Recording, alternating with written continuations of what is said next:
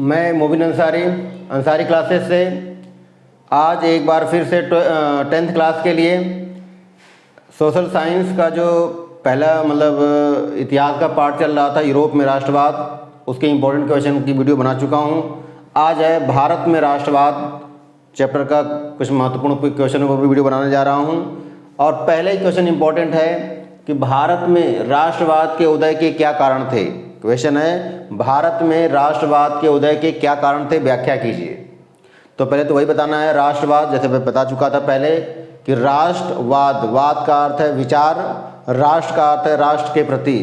तो राष्ट्रवाद का अर्थ है राष्ट्र के प्रति उत्पन्न विचार या राष्ट्र के प्रति व्यक्ति की जो भी भावनाएं उत्पन्न होती हैं उसे ही राष्ट्रवाद कहा जाता है। भारतीयों में राष्ट्रवाद के उत्पन्न होने के कई कारण थे। भारतीयों में राष्ट्रवाद के उत्पन्न होने के कई कारण थे। तो पहले एक लाइन लिख देना है कि राष्ट्रवाद का अर्थ है राष्ट्र के प्रति विचार या राष्ट्र के प्रति उत्पन्न होने वाली भावनाएं। और भारत में राष्ट्रवाद के उदय के कई कारण थे, जिनमें से 4-5 पॉइंट हैं, उनकी आप व्याख्या कर देना है। मैं आराम से एक-एक करके व्याख्या करूंगा और आपको आराम से धीरे धीरे लिख लेना है। जिसे लिखा है पहला है आर्थिक शोषण। राष्ट्रवाद के उदय होने का पहला कारण क्या है? आर्थिक शोषण। तो हेडिंग लिखेंगे आर्थिक शोषण। अब उसमें व्याख्या क्या करेंगे कि ईस्ट इंडिया कंपनी द्वारा, ईस्ट इंडिया कंपनी जो इंग्लैंड की कंपनी थी, भारत में आई थी, तो ईस्ट इंडिया कंपनी द्वारा भारत का प्रत्यक्ष अप्रत्यक्ष रूप से खूब आर्थिक शोषण किया गया। ईस्ट इंडिया कंपनी जो कि इंग्लैंड की कंपनी थी, भारत में आई और भारत में आकर के उसने प्रत्यक्ष और अप्रत्यक्ष रूप से भारतीयों का खूब ज़्यादा आर्थिक शोषण किया। क्या मतलब कि यहाँ से बड़ी मात्रा में धन संपत्ति, सोना चांदी सारा अपने देश ले गए और यहाँ के खजाने को पूरी तरह से खाली कर दिया। तो ये बताना है कि ईस्ट इंडिया कंपनी द्वारा भारत का प्रत्यक्ष अप्रत्यक्ष रूप से आर्थिक शोषण किया गया, जिससे भारत में गरीबी, भूखमरी, बेरोजगारी, अनेक प्रकार की समस्याएं उत्पन्न हो गई।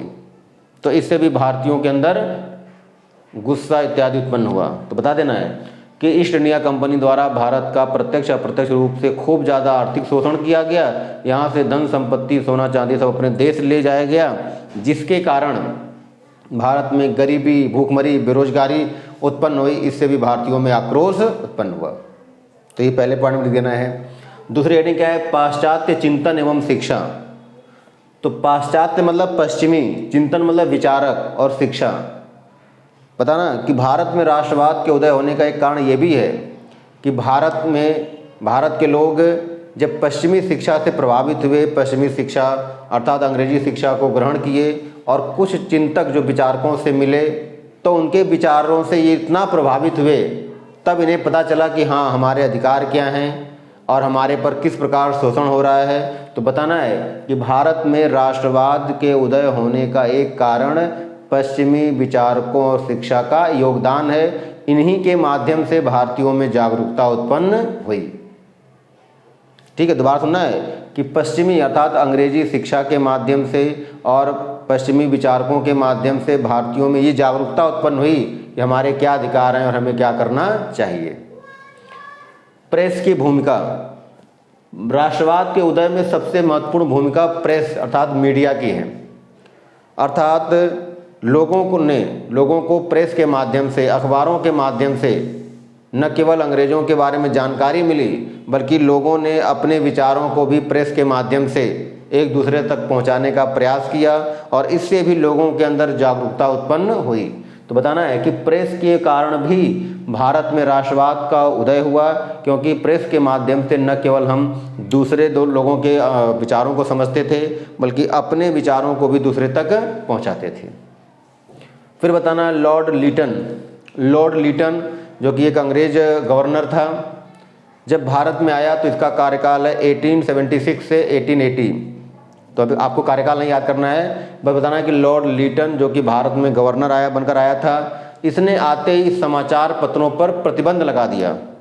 और प्रश्न अलग से आता है 1 नंबर क्वेश्चन में कि वह कौन सा गवर्नर था जिसने वर्नाक्यूलर प्रेस एक्ट अर्थात समाचार पत्रों पर प्रतिबंध लगा दिया। तो ये था आपका क्या नाम है? Lord Lytton. तो लॉर्ड लीटन प्रशासक था, इसने आते ही भारत में समाचार पत्रों पर प्रतिबंध लगा दिया और इसके प्रतिबंध लगाने की वजह से भी भारतीयों में आक्रोश और गुस्सा उत्पन्न हुआ, तो इसने भी राष्ट्रवाद के उत्पन्न होने में भूमिका निभाई। फिर शासकों का जाति अहंकार, इसमें बताना है कि जो अंग्रेज थे वो अपने आप को श्रेष्ठ मानते थे और भारतीयों को निम्न मानते थे, भारतीयों के साथ बुरा व्यवहार करते थे, भारतीयों का अपमान करते थे, भारतीयों को गाली गलौज देते थे। तो इन सब कारणों से भारतीयों के अंदर आक्रोश और गुस्सा उत्पन्न हुआ और इसी आक्रोश और गुस्सा ने भारतीयों में के अंदर राष्ट्रवाद की भावना उत्पन्न की और भारतीयों ने अपने आप को स्वतंत्र करने के लिए आंदोलन करना प्रारंभ कर दिया।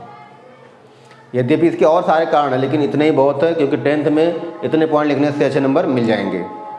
अब इसमें हमें जो क्वेश्चन पढ़ना है, क्योंकि इस चैप्टर में जो मुख्य भूमिका है महात्मा गांधी की है, तो महात्मा गांधी के कुछ आंदोलन पढ़ने हैं और उसमें भी खास करके सहयोग आंदोलन, खिलाफत आंदोलन, भारत छोड़ो आंदोलन।